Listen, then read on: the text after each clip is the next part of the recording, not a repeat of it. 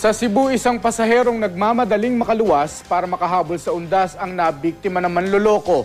Nabentahan siya ng peking ticket ng barko. Naaresto ang lalaki nagbenta umano ng ticket sa kanya. Makibalita tayo kay Ana Desamparado ng GMA Cebu.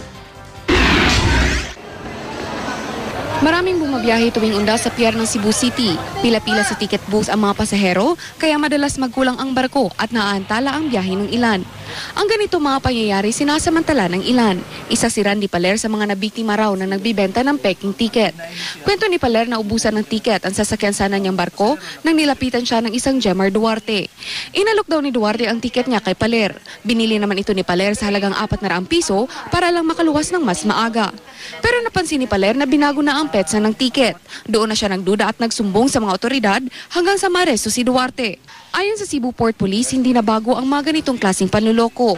Karaniwang ibinibenta raw ng mga masasamang loob ang mga peking ticket sa mas mataas pang presyo.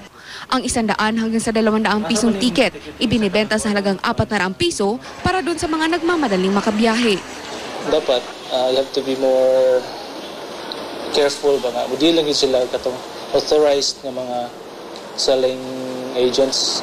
Depensa naman ang naarestong si Duarte. Ipinabenta lang sa kanya ang peking ticket.